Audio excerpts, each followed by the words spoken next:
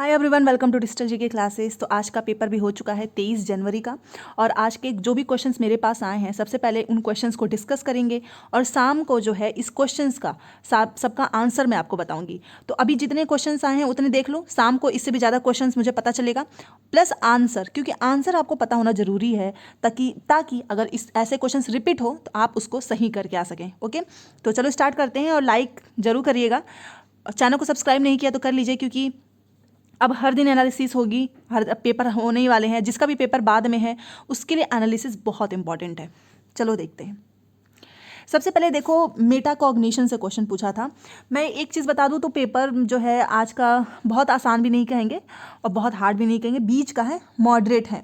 ठीक है, ईवीएस ही है जो काफ़ी परेशान करके रखा है, बाकी सारे सब्जेक्ट सब कुछ पढ़ा हुआ है। मेटा कॉग्निशन हो गया, वाइगॉस्की हो गया, वाइगॉस्की का कल्चरल टूल से क्वेश्चन आया था, कोलबर्ग के क्वेश्चन थे, एनईपी का क्वेश्चन था, लैंग्वेज पे क्वेश्चन था, फर्स्ट लैंग्वेज सेकंड लैंग्वेज ऐसा कुछ था। ग्रोथ एंड डेवलपमेंट के बीच में रिलेशन, मतलब ऑप्शंस में बनाए हुए थे कि ग्रोथ एंड डेवलपमेंट में क्या क्या चीज़ें होती हैं। हेरिडिटी से क्वेश्चन था, ठीक है ना, हेरिडिटी से क्वेश्चन था। अब ये देखिए पैसेज क्या पूछा था, तमिलनाडु के प्राचीन मंदिर की विशेषता, ये पैराग्राफ पूछा था। ट्रांस लैंग्वेज जो था ये इंग्लिश में पूछा हुआ था, ठीक है। और इंग्लिश में क्या पूछा था, एडजेक्टिव एडवर्ब, तो पार्ट ऑफ स्पीच आपको करना है जिसका भी इंग्लिश सब्जेक्ट है। एनईपी तो पूछा ही है। प्रोडक्टिव स्किल पूछा है, एक होता है रिसेप्टिव, एक होता है प्रोडक्टिव। प्रोडक्टिव स्किल से पूछा है, क्रैशन से एक क्वेश्चन था और अत्यंत से था। अच्छा, अत्यंत में मुझे ऐसा लगा संधि विच्छेद पूछा था, बट कुछ लोग बोल रहे थे कि उपसर्ग है, मैंने यहाँ पर लिख दिया है। अलंकार से था, मानवीकरण अलंकार बहुत आसान है कि आप किसी भी चीज़ को ऐसे उसका मतलब उसके बारे में बताते हो जैसे कि वो सजीव हो, तो ये तो बहुत आसान है। एनसीएफ से ज़्यादा क्वेश्चन पूछा था, हर एक सब्जेक्ट में एनसीएफ से क्वेश्चन आया हुआ है, ठीक है। अब देखो, ईवीएस मॉडरेट था, ईवीएस में क्वेश्चन पूछा था सौराष्ट्र में जैसे रंगोली बनती है ना, वैसा क्वेश्चन पूछा था। फूड से था, राजधानी पूछा था, कोल्ड डेजर्ट आपको भी पता है लद्दाख। थीम से क्वेश्चन था, अरब सागर के निकटवर्ती राज्य, आपको भी पता है अरब सागर इस साइड में है। जैसे कि अगर मैं आपको थोड़ा सा मैप से समझाना चाहूँ, मैप करके चले जाना, ये मान लो मैंने ऐसे मैप बना दिया, आपको भी पता है ये ईस्ट होता है, ये वेस्ट है, और ये नॉर्थ है, और ये साउथ है। अब आप बताओ, इधर होता है ए, इधर होता है बी। ए का मतलब अरब सागर, बी का मतलब बे ऑफ बंगाल। अब इधर आपको भी पता है कि यहाँ पर गुजरात है, ठीक है। गुजरात के बाद से यहाँ पर, हाँ, यहीं पर आपका वो कर्नाटका पड़ जाएगा, फिर गोवा भी पड़ जाएगा। यहाँ पर आपको ऐसे बड़े से आकार में केरल है।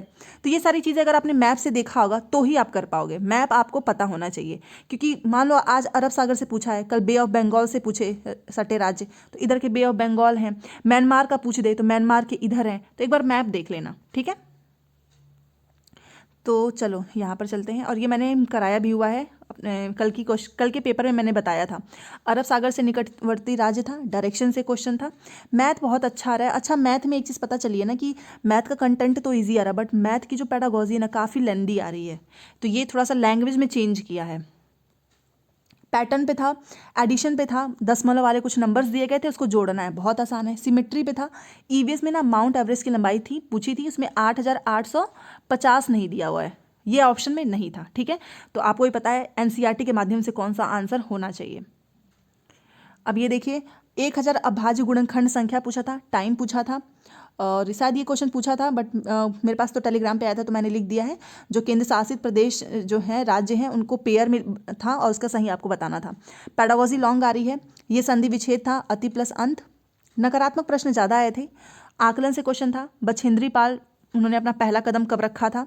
मध्य प्रदेश की राजधानी के सापेक्ष में राजस्थान और उत्तराखंड, इसकी दिशा बतानी थी, ठीक है। गोलकुंडा किला से था, गार्डनर से था, प्रोग्रेसिव एजुकेशन से था, और ईवीएस में जो है 4-5 क्वेश्चन साइंस के पूछे थे, और ईवीएस में कला व संस्कृत से भी था, और मैप के 2 क्वेश्चन थे। एक तो मैंने आपको बता दिया ना, वो मैप में मध्य प्रदेश के सापेक्ष और एक अरब सागर, तो मैप आपको अच्छे से करना है। अब एक चीज़ मैं आपको बताना चाहूँगी, देखो अब ईवीएस तो भाई 4 से 5 क्वेश्चन साइंस का पूछ ही रहा है, हर बार पूछता ही है। बाकी के सारे पेपर जो हैं प्रीवियस ईयर क्वेश्चन से ही हैं। आप खुद देखिए, जो मैप है वो हर बार ऑनलाइन पेपर में पूछा हुआ है, मैप को आप इग्नोर नहीं कर सकते हो ईवीएस में। पैडागोजी लैंग्वेज वो तो थोड़ा सा ट्विस्ट करेंगे ही, थोड़ा सा पेपर का जो लेवल है वो थोड़ा सा तो बढ़ेगा, लैंग्वेज में चेंज होगा, क्योंकि ये हर बार होता है, जैसे जैसे पेपर धीरे धीरे होने लगते हैं ऐसा करते हैं। बट आप जो है अगर प्रीवियस ईयर पेपर करते हो तो मेरी बात मान के चलो, आपका पेपर 100% क्लियर होगा अच्छे नंबर से। प्रीवियस ईयर पेपर को इग्नोर नहीं कर सकते हो। 4-5 क्वेश्चन बाहर से आ रहा है, बाकी सब कुछ आपका प्रीवियस ईयर पेपर से ही है, क्योंकि प्रीवियस ईयर पेपर से आपके कॉन्सेप्ट जो हैं वो बहुत क्लियर हो जाते हैं। ठीक है, मैथ भी बहुत अच्छा आया था, मतलब कुल मिला के अगर जिसने अच्छे से तैयारी की होगी ना, उसका पेपर बहुत अच्छा हुआ है आज। ठीक है, ईवीएस को साइड में कर देते हैं, 4-5 क्वेश्चंस। तो चलो शाम को मैं आपको इसका जो है आंसर के साथ पूरा क्वेश्चन डिस्कस करूंगी। चैनल को सब्सक्राइब कर लेना, ताकि जिसका भी कल पेपर हो, आगे आने वाले समय में पेपर हो, उनको मेरी क्लास सही समय पर मिल जाए। लाइक कर दीजिएगा। Thanks for watching.